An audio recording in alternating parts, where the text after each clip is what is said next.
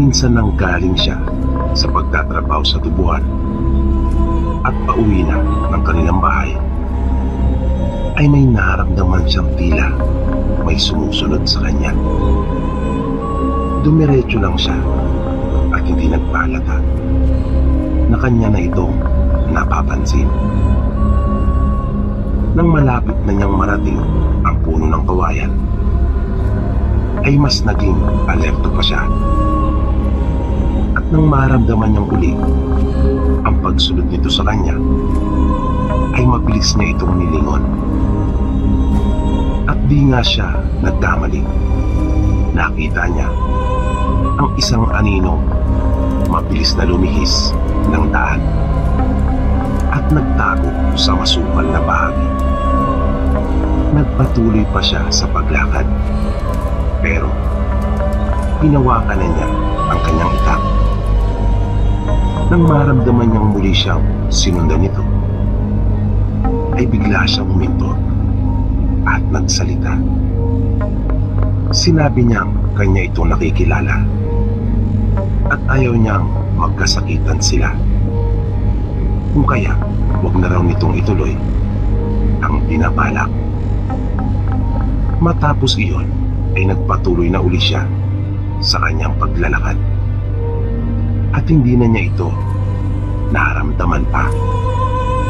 Napatingin siya sa langit at nakita niyang natatabunan ang malaking bahagi ng buwan ng makapal na ulap. Ayon kay Nilo, nakasisiguro siyang iyon ang lalaking napansin niya na nakatingin sa kanya ng masama nung naroon siya sa may tindahan at bumibili ng sigarilyo. Hindi niya alam kung saan ito nanunuluyan, dahil sa noon pa lamang niya ito nakita sa lugar. Kaya nasabi pa niya sa kanyang sarili na napakawalang respeto nito, na hindi marunong makisama bilang isang tayo. Buti na lang rin at hindi nito itinuloy ang masamang balak sa kanya, dahil sa hindi niya ito patatawarin at kanya talagang pagbabayarin ng kanyang buhay. Nung sumunod na araw, napag-alaman ni Nilo na pamangkin pala ito ng may-ari ng tindahan na si Aling Suping. Halos magkakakilala na silang lahat doon, kung kaya madali nilang makilala kung sino ang dayo at bagong salta. Tinanong niya ang matandang babae tungkol sa pamangkin nito. Hindi naman ito nagkaila pa at sinabi kay Nilo na hindi nga rin daw nito alam kung bakit bigla itong sumadsad sa kanila nang walang pasabi. Kung kaya iyan din di umano ang ipinag-aalala nito. Ipinagtapat na rin ni Nilo kay Aling Suping ang dahilan kung bakit siya nagtanong tungkol sa kanyang pamangkin. Sinabi niya na sinundan siya nito kahapon nang siya ay pauwi na sa kanila. Naintindihan naman kaagad ni Aling Suping si Nilo, at dahil sa kilala naman niyang mabait ito, kaya sinabi niya na gawin na lamang yung sa tingin niya ay tama, at kung kinakailangan niyang ipagtanggol ang kanyang sarili, ay hindi naman daw siya nito masisisi, sapagkat natural lang naman iyon. Matapos nilang makapag-usap ni Aling Suping at nang papaalis na siya, ay napansin niyang naroon na ang pamangkin nito sa gilid ng bahay at muli na namang nakatitig sa kanya ng pailalim. Kanya na lamang binawi ang pagkakatitig sa lalaki at tumuloy na siya. Kinahapunan, matapos ang kanyang gawain sa tubuhan, ay dumaan siyang muli sa tindahan ni Aling Suping upang bumili ng sigarilyo. Iyon na kasi ang kanyang nakagawian, dahil sa walang malapit na tindahan doon sa kanila. Nang kasalukuyan na niyang binabaybay ang daan, malapit sa puno ng kawayan, ay muli niyang nararamdaman na mayroon na namang sumusunod sa kanya. Binuksan na niya ang hawak niyang flashlight at hinawakan na rin niya ng kanyang kanang kamay ang itak. Nagpatuloy lang siya sa paglakad at hindi na siya huminto. Nakita niya ang isang anino na mabilis siyang nilampasan. Ilang di pa lamang mula sa kanya na dumaan ito sa gilid. Nasabi ni Nilo sa sarili na mapapalaban na siyang talaga. Kung kaya, kanya nang hinawakan ng maigpit ang itak. At hindi nga siya nagkamali nang bigla na lamang may mabilis na dumaan sa kanyang harapan. At naramdaman niya ang pagtama ng mga kuko nito sa kaliwa niyang braso. Hindi niya pa rin hinugot ang kanyang itak. Nagpatuloy lang siya sa paglakad. Nang bigla niya itong makita muli, napapasadahan na naman siya ng mabilis na pag-atake. At agad niyang binunot ang hawak na itak at itinaga niya sa aswang. Narinig niya ang pagkalabog noon sa lupa ng sumadsad. Tinamaan niya iyon sa likod, sa bandang itaas ng ewang nito.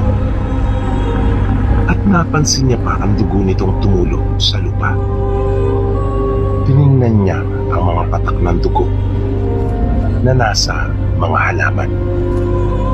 At nakita niya ang tinatahak noon na masukal na daan ay pabalik na kanila Aling Suping. Bago siya nagpatuloy sa paglakad, ay kanyang sinilip ang kaliwang braso na nahagip ng pag-atake ng aswang. At nakita niya ang mahaba at mapulang latay na palatandaan ng kalmot ng aswang. Pagdating niya ng bahay, ay nagpahinga lamang siyang sandali at umusal na siya. Kanyang pinakain ang kanyang habak. Ang tinatawag na habak sa kanila ay anting, na siya niyang proteksyon sa kanyang katawan.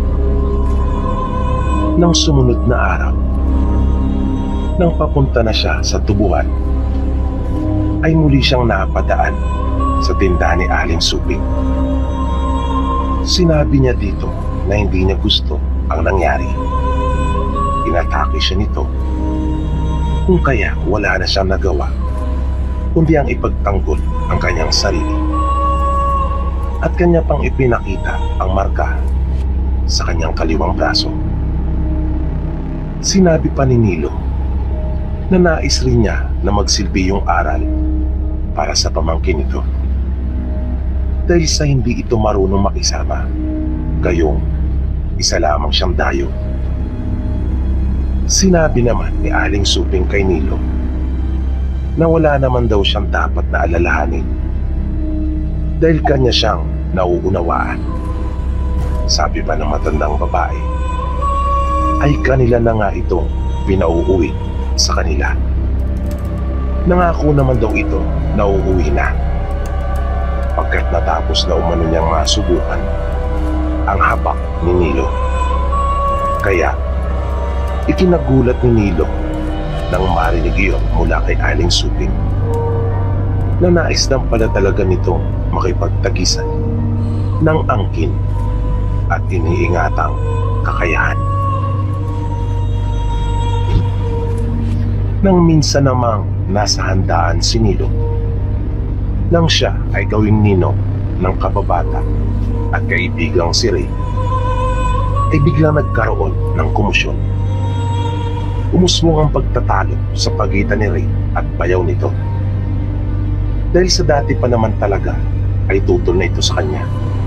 At nang malasingan, ay ipinahiya siya nito sa mga taong naroroon.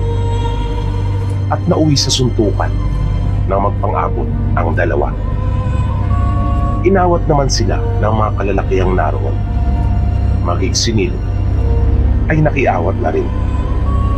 Ngunit ayaw talaga magpapigil ng bayaw ni Ray. Na pati nga si Nilo ay pinagbalingan na ng galit nito. At nang madihado sa suntukan ang bayaw ni Ray sa kanya, ay bigla na lamang itong bumulot ng baril na ikinagulat nilang lahat, lalo na ng asawa ni Ray.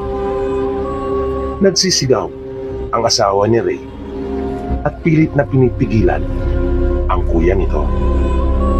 Ngunit tila nagdilim na ang paningin nito. At matapos na maitutok ang baril kay Ray, ay sunod-sunod na niya iyong kinalapit. Pero naging maagap naman si Nilo. Agad siyang pumagitna at sinalo ang lahat ng bala na para sana sa kaibigan niyang si Ray. Nanlaki ang mata ng bayaw ni Ray nang hindi man lang niya nakita na nabuwal si Nilo sa dami ng pinakawalan niyang punglo.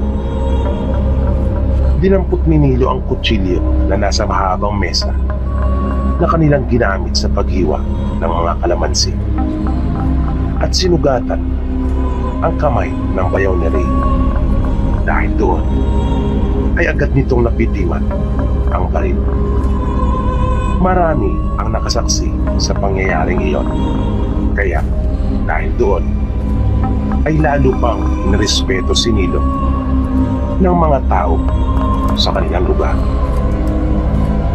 Ngunit mas lalo pang nakilala si Nilo nang minsang humingi sa kanya ng tulong ang isa ring taga sa kanila na si Aling Meding.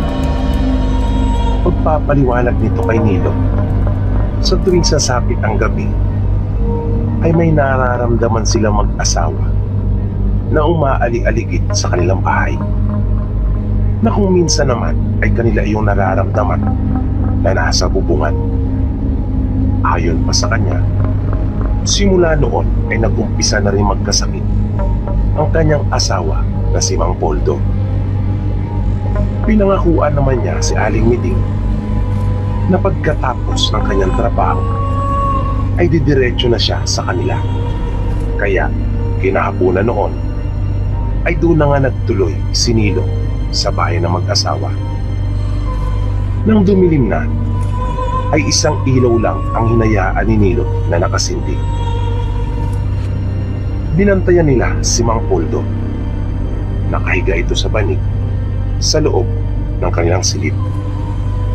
Nasa tabi nito si Aling Meding, habang si Nilo naman ay naupo sa tabi ng haligi sa gilid ng bintana. Naghintay sila. Nakiramdam na mabuti si Nilo. Makaraan ang halos may kalahating oras ay naramdaman na nilang parang may tumalon mula sa puno. Narinig nila ang pagbagsak ng mga paa nito sa lupa. Lumuhod si Nilo. Lumapit siya sa may bintana at sinubukang sumilip sa siwang noon. Pero wala siyang nakita. Narinig nilang tila umikot ito sa likuran ng bahay. Dahan-dahang lumabas si Nilo sa silid nila Aling Meding. Binuksan niya ang bintana na naroon sa may kainan. Naisip niyang mas tahimik iyon kumpara sa kung pintuan ang kanyang bubuksan. Iniangat niya iyon ng dahan-dahan at doon siya dumaan. Sa halip na hugutin niya ang kanyang itak, yung kawayan na kanyang biniyak-biyak ang dulo ang siya niyang gagamitin. Hindi iyon kabaan. Mga 2 tipa lang ang haba nito. Iniwasan niya lumikha ng ingay habang umiikot siya sa bahay papunta sa likurang bahagi nito. Nang bigla siyang nagulat sa kanyang nakita nang siya ay yumuko. Sa tulong ng liwanag na nagmumula sa buwan ay naaninagad niya ang isang babae na nasa silong. Nakatuwad ito at nakatingala sa may sahig. Dahan-dahan pang lumapit si Nilo. Nakita niya ang mapupula nitong mga mata na anino nagbabaga sa pagkapula, na nangangalong mata at nangingitim ang palibot doon. Napakaitim rin ng mga labi nito at naglalaway. Nakita pa niyang nagtatayuan ang mga buhok nito habang dumidila-dila na para bang takam na takam, at humihingal ng mabilis na halatang halata sa mga kilos nito na nanggigigil sa kasabikan. At hindi siya maaaring magkamali kung sino iyon. Hindi na siya nagtaka dahil sa malamang ay hinawaan ito ng kanyang pamangkin bago tuluyang umuwi sa kanila. At nagulat pa si Aling Suping nang kanyang maramdaman ang presensya ni Nilo. Nagmamadali itong lumabas mula sa silong na hindi na nagawang pumihit pa upang makalabas, kundi umatras na lamang ito na bumagapang sa lupa. Nang makalapit si Nilo dito, ay mabilis itong tumayo at agad na iwinasiwas nito ang kanyang mga kamay, na sinalubong naman iyon ni Nilo ng dulo ng kawayan na kanyang hawak-hawak. Kung kaya, pumasok ang kamay nito doon. Agad na pinihit ni Nilo ang kawayan at sa kanya ito hinila. Umailan lang ang napakalakas na paghiyak ni Aling Suping. Nagkasugat-sugat ang mga kamay nito dahil sa talas ng kawayan.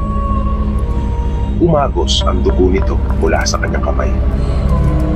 Nanakbo ito at mabilis na tumakas. Matapos ang pangyayaring iyon, ay kumalat ang balita tungkol sa pagiging aswang ni Aling Suping. At dahil sa kahihiyan, ay napilitan nitong lisanin na ang kanilang tahanan kasama ang kunyang mag-anak. Malakas ang kanilang hinala na sumunod na ito sa kanilang kamag-anak na aswang at doon na nagtago. Si Nilo naman ay lalo pang hinangaan sa kanilang lugar. Malaki ang kanyang pasasalamat sa iniingatan niyang habak na siyang nagbibigay ng proteksyon sa kanya.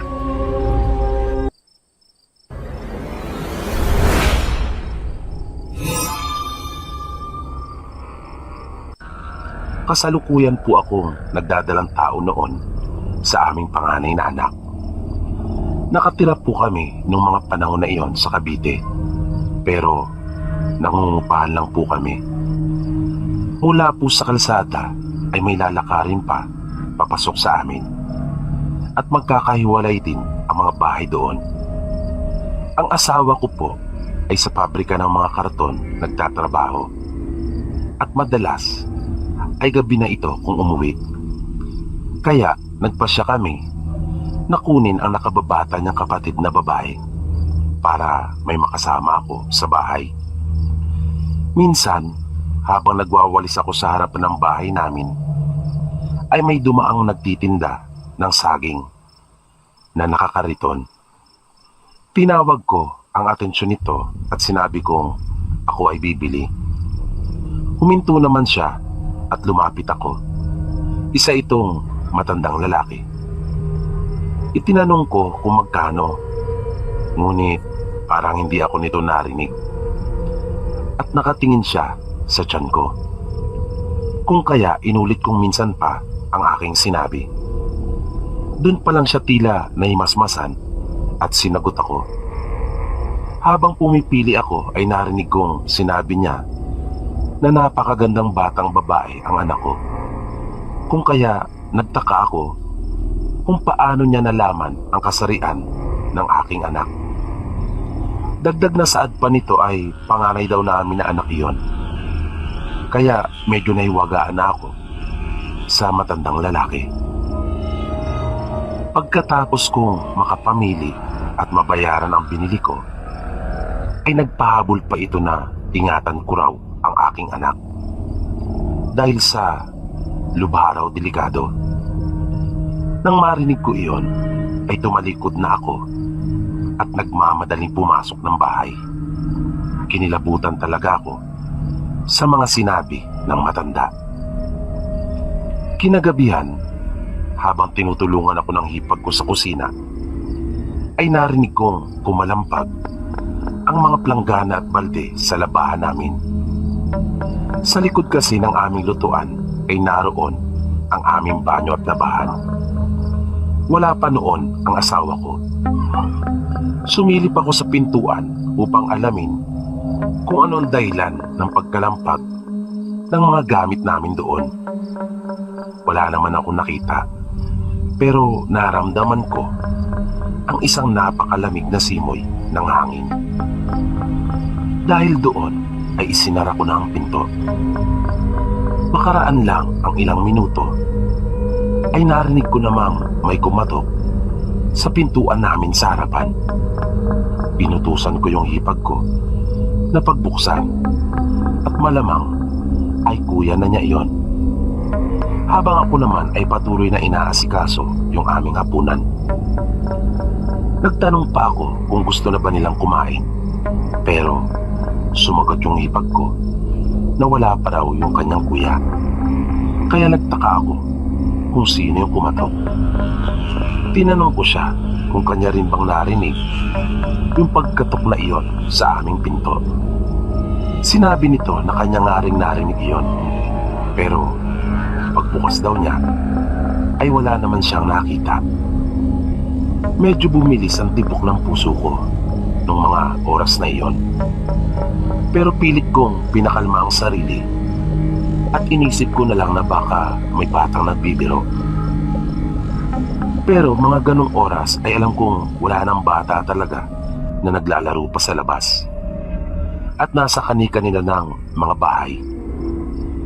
At wala naman siguro magtsatsaga na pumunta pa sa amin para gawin lang ang bagay na iyon. Maya-maya na may kumatok uli sa pinto. Naglakas loob ako na ako na mismo ang magbukas. Dahan-dahan kong nilapitan ng pinto at tinanong kung sino ang nasa labas. Sumagot naman ito at asawa ko na pala. Pagpasok niya ay agad ko siyang tinanong kung kanina pa ba siya nasa labas. Sinabi naman niyang hindi at kararating lang daw niya. Nagtanong ito kung bakit ko raw naitanong. Sinabi ko na lang na wala naman. Nang natutulog na kami, ay nagising ako nang makaramdam ako ng panlalamig at sinubukan kong kapain yung kumot. Nang wala akong makapa, ay nagdesisyon akong umupo para alamin kung saan naroon ang kumot. Ang biglang napasigaw ako dahil sa may nakita akong nakatayo sa gilid ng higaan namin. Pero nang magising ang asawa ko, ay bigla iyong nawala. Tinanong niya ako kung bakit ako sumigaw. Sinabi ko sa kanya na may nakita akong nakatayo sa higaan namin. Sinabi niya na baka namalikmata lang daw ako dahil sa wala namang naroon kundi kaming dalawa lang. Kanya pang ang binuksan ng ilaw upang patunayan sa akin na walang ibang naroon. Pero sinabi ko sa kanya na nakita ko talaga na hulmado ang katawan ng tao at nakatayo sa gilid ng higaan namin. Pinakalma niya ako at sinabing baka anino lang iyon ng mga bagay na nasa loob ng kwarto namin. Kinaumagahan, bago umalis ang asawa ko, ay binilinan ko ito na umuwi ng maaga at wag na munang mag-overtime. Pumayag naman ito at sinabing maaga siyang uuwi. Malakas kasi ang kutob ko na baka inaaswang ako. At yung matandang napagbilang ko ng saging ang pinaghihinalaan ko na siyang gumagawa noon sa akin. Nang mga bandang 10:00 na ng umaga, ay nakita ko muling dumaan ang matanda. Nakaupo ako noon sa upuan sa labas ng bahay at kasalukuyang nagbabasa ng libro. Kinabahan ako kaya binawi ko kagad ang tingin ko sa kanya at ibinalik sa binabasa ko. Biglang narinig ko ang boses nito at nagtatanong kung hindi ba raw ako bibili. Hindi ko siya pinansin, kunyari ay wala akong narinig. Pero muli itong nagtanong. Sinabi ko na hindi po muna. Naisip ko kasi na baka mabastusan naman ito sa akin. Kung kaya sumagot na rin ako. Sinabi ng matanda na sige na raw. Bumili na ako at ibibigay na lang daw niya sa akin ng mura. Sinabi ko naman na wala akong pera kasi wala pang sweldo. Nagsalita uli ang matanda at sinabing kanya raw ipapautang sapagkat mabuti raw ang prutas para sa amin ng anak ko. Nang banggitin niya ang anak ko, ay nakaramdam ako ng galit at inis. Nakulitan na ako sa matanda. Ayaw niya talagang umalis. Kung kaya, tumayo ako at nilapitan na siya. Paglapit ko, ay hindi ko maunawaan kung bakit parang nawala ang galit ko. Kung kanina ay iritang-irita na ako sa kanya at kaya nga ako lumapit para pagsabihan ko na sana ito. Pero bakit nawala na lamang bigla ang lahat ng iyon? Sinabi niya sa akin na bayaran ko na lang raw kung kailan ako magkapera. Ang mahalaga ay makain ko daw iyon para sa aming dalawa ng anak ko. Dahil kailangan daw namin ng sustansya at proteksyon. At iniabot niya sa akin ang saging na nakalagay sa plastik. Pagkaabot ko sa saging, ay sunod naman niyang iniabot ang pinya. Tumanggi ako at sinabing ayos na ang saging at ayoko magkaroon ng maraming utang. Sinabi ng matanda sa akin na hindi ko raw kailangang bayaran yung pinya dahil sa iyon daw ay bigay niya sa amin ng anak ko. Muli akong tumanggi at sinabing nakakahiya naman. Pero mapilit ang matanda at wag na raw akong mahiya.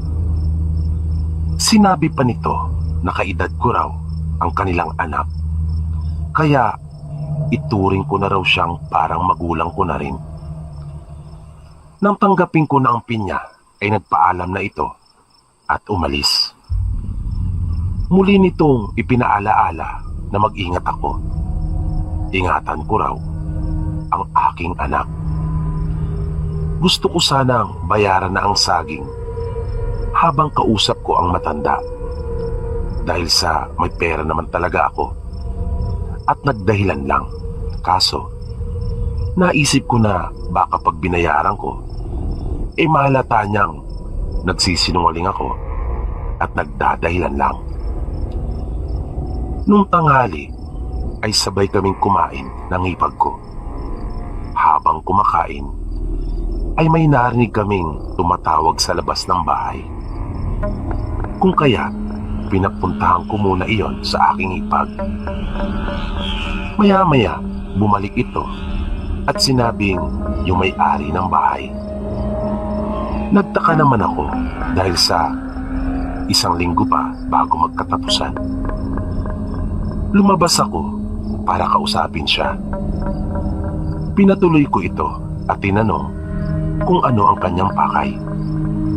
Sinabi ko rin na tila napaaga yata ang kanyang pagpunta. Sinabi ng may-ari ng bahay na mangangamusta lang daw ito at nagtanong kung mayroon ba kaming problema tungkol sa bahay. Sinabi ko sa kanya na wala naman. Maayos naman ang lahat. Pinansin niya rin ang tiyan ko at sinabing mag-ingat daw ako. Hanggat maaari daw, ay iwasan ko makipag-usap sa ibang tao. Lalo na raw, yung mga hindi ko kilala. Nang malaman niya na kumakain ako, ay nagpaalam na ito. Niyaya ko pa nga itong kumain ngunit tumanggi. Kung kaya, pinabaunan ko na lang ito ng saging at pinya. Pero inilapag niya iyon sa lamiseta namin sa sala. At sinabing, wag na raw ako mag-abala pa. At dahil sa malapit lang naman daw ang sa kanila. Sa labasan lang kasi ang bahay nila. Malapit sa kalsada. Kinagabihan ay maagang umuwi ang asawa ko. Naging normal ang lahat at wala akong naramdamang kakaiba.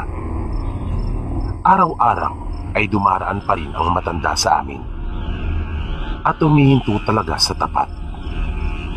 Kahit anong pag-iwas ang gawin ko ay mapilit ito. Lagi ko kasing natatandaan ang paalalang sinabi sa akin na may-ari ng bahay. Naiwasan kong makipag-usap sa ibang tao, lalo na sa hindi ko lubusang kakilala. Kaya lang ay talagang mapilit ang matanda. At kapag nakakaharap ko na ito, ay napapanatag ang loob ko. At binayaran ko na ang utang ko sa kanya at hindi na muling umutang pa. Lagi ko na iyong binabayaran at hindi na ako nagdadahilan na walang pera. Dahil sa totoo lang ay nakakaramdam din ako ng awa sa matanda. Dahil kahit sa edad niyang iyon ay nagsisikap pa rin itong magtrabaho. Nang sumunod na gabi, kasalukuyan ako noong nakahiga na sa kwarto namin at nagbabasa ng libro. Habang yung asawa ko naman dahil sa napakamaalinsangan nung gabing iyon ay nagpa siyang maligo.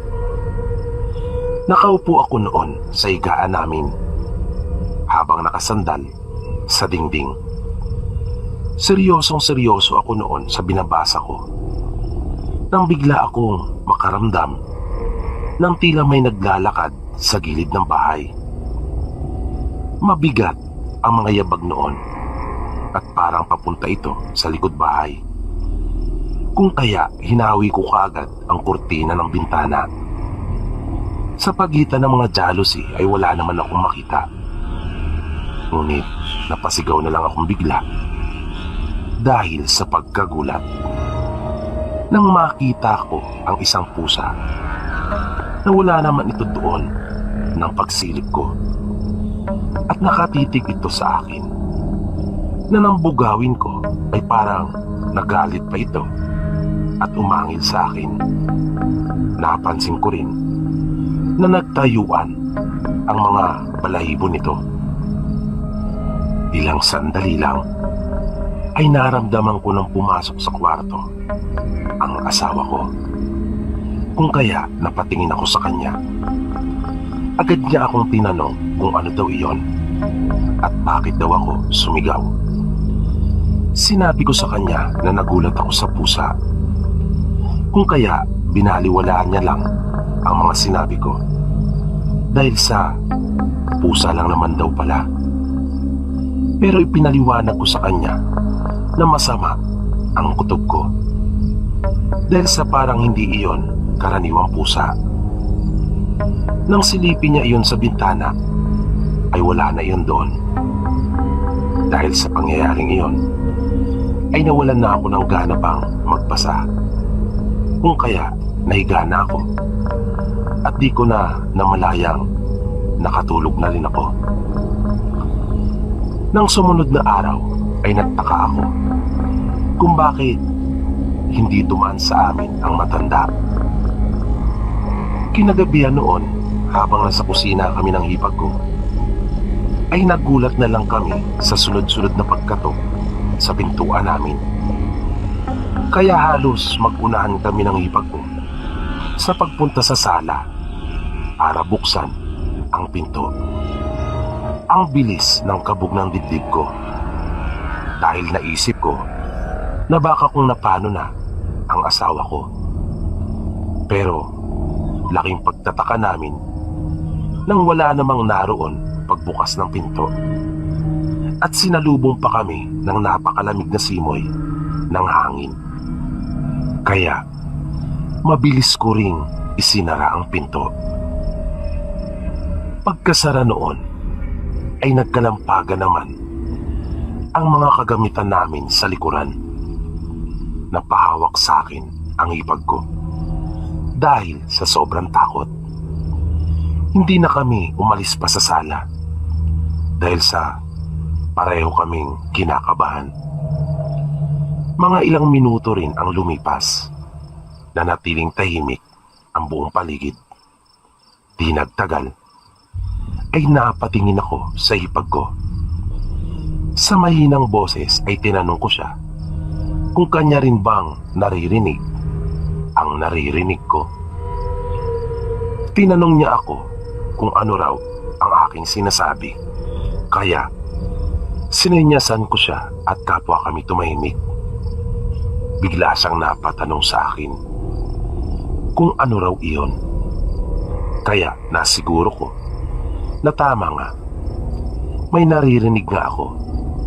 At iyon ay naririnig na rin ngayon ng hipag ko. Sinabihan ko siyang samahan niya ako sa kusina. Gusto ko makatiyak na nakasarado ang pinto doon na mabuti. Nang naroon na kami sa kusina, ay naririnig namin ang mga yabag na parang nagpapabalik-balik ito. Na naisip kong naghahanap marahil ng mapapasukan. At kasabay ng mga yabag na iyon, ay patuloy naming naririnig ang huni. Na alam kong huni iyon ng isang aswang. Kahit ang hipag ko ay pamilyar pala sa tunog na iyon dahil sa kanilang probinsya. At isa pa, wala namang hayop na maaring lumika noon doon sa bahay namin. Matapos naming maisara yung pinto sa likuran, ay dumakot ako ng asin sa lalagyan at nagmamadali na kaming bumalik sa may sala. Nagpatuloy pa iyon ng halos mahigit 1 oras. At sa kalagitnaan noon, ay naramdaman kong biglang sumakit ang aking tiyan. Nanalangin ako nang makita ng hipag ko na ako'y nahihirapan na dahil sa pananakit ng aking tiyan, ay kinuha nito ang asin sa kamay ko at naglakas loob na isinaboy iyon sa gilid ng bahay namin. Ibinukas lang niya ng bagya ang jalousie ng mga bintana. Hindi ko pa natatapos ang aking panalangin ay naramdaman kong unti-unti nang humupa ang pananakit ng tiyan ko. At hindi na rin namin naririnig pa yung huni ng aswang. Na nung huli ay may narinig kami na tila may malaking ibon na lumipad mula sa puno. Nung gabing iyon ay hindi na namin nagawang makakain pa ng hapunan. At hindi ko na rin nahintay pa ang aking asawa. Nakatulog na ako. Nang sumunod na araw, nalaman na ng asawa ko ang nangyari dahil nagkwento na pala sa kanya ang kanyang kapatid. Sinabihan ako nito na mag-ingat at hindi na raw talaga muna siya mag-overtime at papakiusapan niya ang kanyang supervisor. Nang mga mag-aalas 10 na ng umaga, ay pumasok ang hipag ko mula sa pagwawalis nito sa harapan ng bahay. Sinabi niya sa akin na nandyan daw yung matanda. Ipinasabi ko sa aking hipag na sabihin niyang hindi ako bibili. Sinabi ko pa sa hipag ko na malakas talaga ang kutob ko, na yung matandang iyon ang umaaswang sa akin, na kaya pala hindi ito dumaan noong nagdaang araw dahil sa may masamang tangka sa kinagabihan. Pagbalik ng hipag ko ay nagulat ako nang sabihin nito na hindi daw ang matanda ang aswang. Kaya sinabihan ko ito na loko dahil sa sinabi pala niyang lahat ang sinabi ko, sa halip na sabihin lang sa matanda na hindi ako bibili. Pero naintriga ako sa sinabi niya na hindi siya ang aswang. Sa makatuwid ay may alam ito. At kung hindi siya, sino? Kaya napalabas akong bigla ng bahay at pinuntahan ko ang matanda. Naroon pa ito at parang hinihintay talaga ako. Agad ko itong tinanong na kung hindi siya ang aswang ay sino. Nakiusap ito sa akin na kung maaari ay sa loob daw ng bahay namin pag-usapan. Bagaman nagdadalawang isip ako at alanganin sa matanda, ay pumayag na rin. Isinuksok ko na lang ang isang kamay ko sa bulsa kung saan mayroon akong asin. Pinaupo ko siya sa sala. Hindi naman na ito nagpatumpik-tumpik pa at sinabing kawawa naman daw silang mga matatanda sapagkat lagi na lang silang napagkakamalang aswang. Ang may-ari daw ng bahay namin ang siyang tunay na aswang at siya rin ang gumagambala sa akin. Napuntirya daw talaga nito ang aking sanggol. Tinanong ko ito kung paano siya nakakasiguro. Ipinagtapat niya sa akin na minsan na niyang nahuli ang kaluluwa nito nang may magpagamot sa kanya. Nagulat ako sapagkat noon ko lamang nalaman na isa rin pala itong manggagamot. Pagpapatuloy pa ng matanda, yung pangalawang beses na pagtindahan daw niya ako ng saging ay kanya raw inorasyonan iyon at nilagyan ng pangontra laban sa aswang. Kaya naitanong ko kung yung tinutukoy ba niya ay yung saging at pinya. Sumagot ang matanda at sinabing oo. Ayaw daw niya kasing mangyari sa iba ang dinanas ng kaisa-isa niyang anak na babae na namatay dahil sa kagagawan din ng aswang nung magdalang tao ito. Nawala ang kanyang apo na ayon sa doktor ay nakunan, pero nalusaw umano ang bata dahil sa nawala talaga ang kanyang apo sa sinapupunan ng kanyang anak, na imposible naman daw mangyari dahil sa wala namang iniinom na anumang gamot ang kanyang anak. At dahil doon ay namatay ang kaisa-isa niyang anak nang maubusan ito ng dugo. Nalungkot ako nang marinig ko iyon. Patay na pala ang anak nito na sinasabing kaidaran ko. At naniwala na ako sa kanya. Nang aking maalala yung naging reaksyon nung may-ari ng bahay nang aking iabot ang saging at pinya dito, na para bang napaso ito kung kaya inilapag na bigla sa aming lamiseta. At nung gabing iyon ay walang anumang nangyaring kababalagan, maging ng mga sumunod na gabi, basta ako ay nakakabili ng prutas sa matanda. Sinabi pa ng matanda sa akin na kung nagsasawa na raw ako sa kanyang mga panindang prutas, ay kanya na lamang akong bibigyan ng pangontra. At ipinalahad niya ang aking kamay. Inilapag niya ang isang makinis na bato na tila nababalutan iyon ng maliliit na ugat. Sinabi niya sa akin na huwag ko raw iyong ihiwalay sa aking katawan. Humingi ako ng paumanin sa kanya at taos puso akong nagpasalamat dahil sa kanyang kabutihang loob. Dahil doon, ay kinumbinsi ko naman ang aking asawa na lumipat na kami ng matitirhan.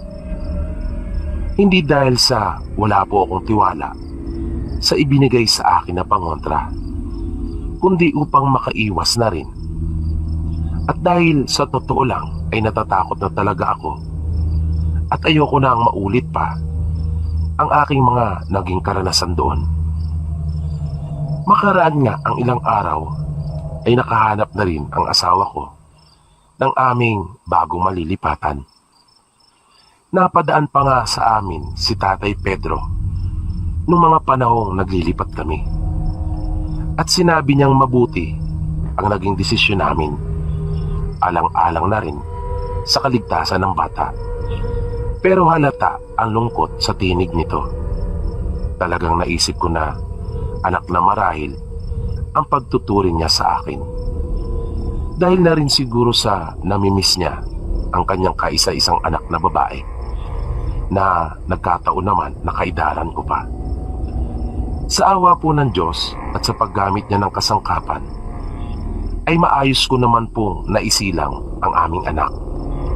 At ngayon nga po ay 13 anyos na rin